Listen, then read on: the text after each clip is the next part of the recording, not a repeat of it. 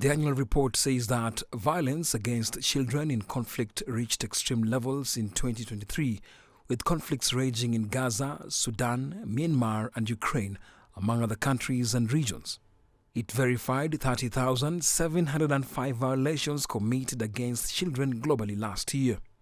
These violations include 5,300 killings, more than 6,300 injuries, 8,655 incidents of children used in conflicts, and some 4,350 kidnappings. In Africa, the highest number of violations against children was reported in the Democratic Republic of Congo, Somalia, Nigeria and Sudan, all currently embroiled in conflict. The report also notes that the human verification of allegations is ongoing, with thousands of reports about child deaths and injuries still needing to be checked. Nick Mudimba, CGTN. The UN Annual Children in Armed Conflict report covers 6 grave violations including killing and maiming, abduction, and sexual violence. CGTN's Nick Mudimba takes a look at the impact of these violations on children and their families, specifically in Nigeria and Sudan. Gunmen carrying out mass kidnappings for ransom in Nigeria often target schools. Most recently, hundreds of students were abducted in separate attacks in Kaduna and Sokoto states.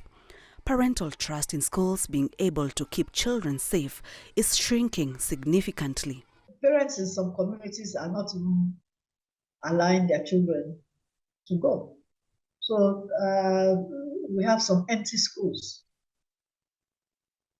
And you won't blame them. Figures for Nigeria's out-of-school children range from 6 million, according to the government, to 20 million, according to UNESCO. To get more children in class, the government has invested heavily in education, including a national school feeding program that provides meals for 10 million students a day. Over in Sudan, children are facing a different set of challenges, caught up in conflict that has been raging since mid-April last year. Learning has been completely disrupted. At the Zamzam camp in northern Darfur, the focus is on survival.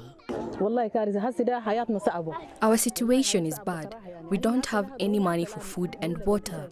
At home, we would eat 3 meals, breakfast, lunch and dinner. Here, we only eat 1 meal. I miss my home, my friends, my books. I want to go to the 2nd grade and then the 3rd grade and to become a doctor to treat sick people. I just want the war to stop. Amid the chaos, the UN has verified over 1,700 violations against children. This includes sexual violence against 114 girls and 85 attacks on schools and hospitals. Against a backdrop of growing grave violations against children across the world, the UN Security Council is set to hold its annual open debate on children and armed conflict later this month. Sharon Baranga, CGTN. We're now joined by Dr. Mustafa Ali, the Secretary General, Global Network of Religions for Children, for a further analysis on the UN Children in Armed Conflict report.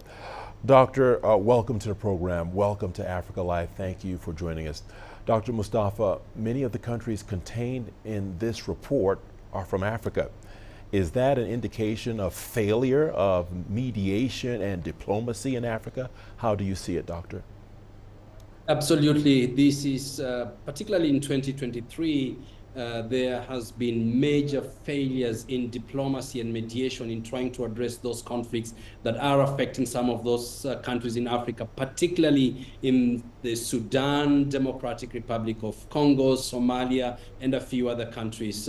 It's also a failure in diplomacy and mediation farther from Africa, in Israel, Gaza. We see that conflict decimating children, up to 15,000 children killed so far. And this is an indictment to political leadership in those countries where children have been killed, in some cases targeted for killing. All right, Doctor, you touched on and mentioned the country of Sudan. What is the practical implication of including entities like the Sudanese army in the UN blacklist? Yeah, the listing can result in economic and political consequences, including sanctions. There is going to be serious reputational damage to those countries that have been listed on the UN blacklist that violate the rights of children and does not care much about their protection. The listing can also reduce funding and resources from those countries. It turns public opinion against those countries, and many people are going to have extremely low opinion about those countries that are not sufficiently protecting children or are targeting children for harm. All right, Doctor, let's highlight this. The UN says this is the most verified data on children in armed conflict to date. The big question is, how will this help children caught up in these situations? Having data like this is helpful, and we commend the United Nations and the Office of the United Nations Secretary General, representative on violence against children, for coming up with this data. It's important to know that having this data makes the practitioners and governments and those that are working to address violence against children have the data and are more specialized and more surgical in addressing this particular issue. It is precisely for this reason that we, for example, at the Global Network of Religions for Children, are going to have a forum later this year in Abu Dhabi, UAE, hosted by the Interfaith Alliance for Safer Communities and convened by Arigato International. We will use this data to really look at what should we do to ensure that children are protected better around the world, particularly in those areas where there have been conflicts. Important point that you've made, Doctor. You spoke of data and you spoke of the forum, but the question remains, does the report offer any remedy for children who suffered various violations, including sexual violence or physical harm? Not immediately, but the reports help in guiding policy. So all these engagements that we are going to be engaged with the United Nations is encouraging governments around the world is to be more focused, and by providing evidence that children are humiliated, children are increasingly being targeted for harm.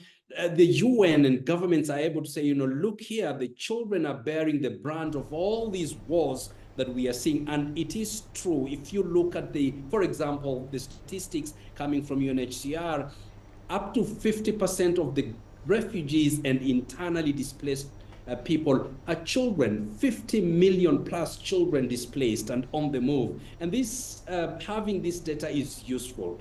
The question, of course, remains, are sufficient resources going to be provided by government, by the United Nations and the other specialized agencies to actually deal with this particular challenge?